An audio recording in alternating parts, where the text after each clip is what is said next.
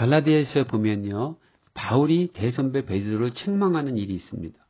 도대체 무슨 일이 있기에 어린 후배 바울이 대선배 베드로를 책망해야 했는지 알아보겠습니다. 먼저 갈라디아서 2장에 나오는 안디옥 교회를 한번 살펴볼게요. 그 안디옥 교회는 지금의 튀르키예 지역, 즉 옛날 명칭으로는 터키 지역에 있었습니다. 안디옥 교회는 이방 선교의 시작점이 되었고 근원지가 되었는데요. 그 당시 예루살렘 교회는 박해 아래 놓이게 되어 힘든 그런 상황이었는데 안디옥 교회가 이때 기독교 부흥의 중심지가 되고 있었습니다. 여기서 안디옥 교회의 그 지역에서 처음으로 그리스도인, 즉 크리스천이라는 호칭도 처음으로 사용하게 되었습니다. 그리고 또한 역사상 최초로 바나바 바울을 선교사로 이방 지역에 파송한 교회이기도 하지요. 그 당시 안디옥 지역은 유대주의, 헬라 문화, 로마 문화가 이렇게 섞여 있는 곳으로 유대인이 된 크리스천이 된 유대인들과 이방인은 이제 자유롭게 교제하며 식사하며 지냈습니다. 이 같은 분위기를 본 베드로는 너무나 감동하잖아요. 이제는 이방인과 유대인이 하나가 됐잖아요. 구원을 얻어서. 그래서 너무 기쁘고 감동받아서 안디옥 교회 이방인 성도들과 식사를 하는 자리였어요. 그때 식사하고 있었는데 마침 예루살렘에서 온 예루살렘 교회 성도들이, 즉 유대인 성도들이 이를 보게 된 거예요.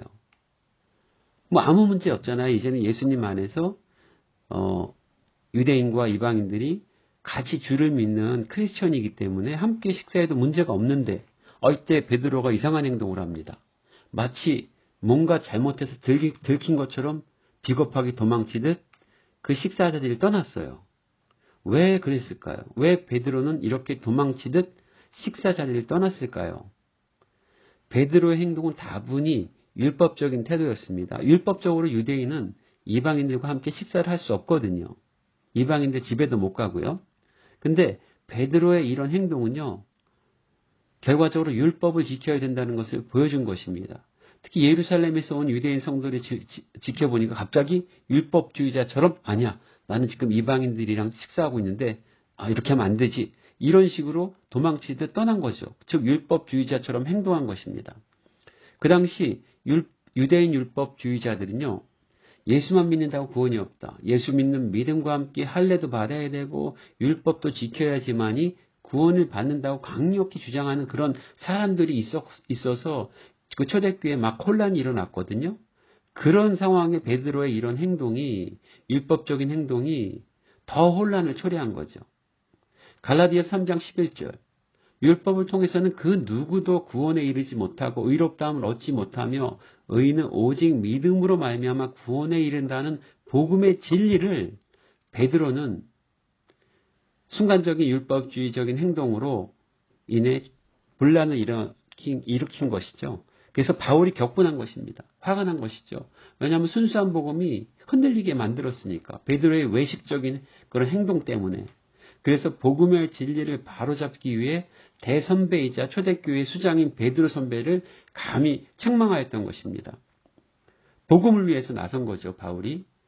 그런데요, 대선배인 베드로는 어린 후배에게 이렇게 면박을 당했지만 자신의 순간적인 그릇된 행동을 인정하고 실수를 겸손히 받아들였습니다. 우리는 세상 속에서 믿음 생활을 하고 있잖아요. 그러다 보면 나도 모르게 세상 눈치 보고 타협하려고 할 때도 사실 많이 있습니다.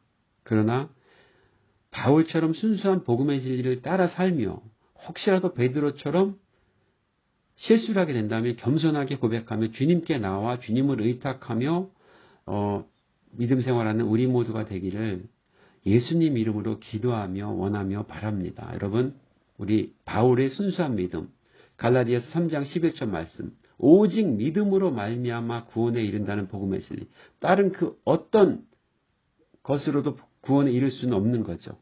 갈라디아서 3장 11절 말씀으로 여러분을 위해서, 저를 위해서, 우리 모두를 위해서 예수님 이름으로 기도합니다. 아멘.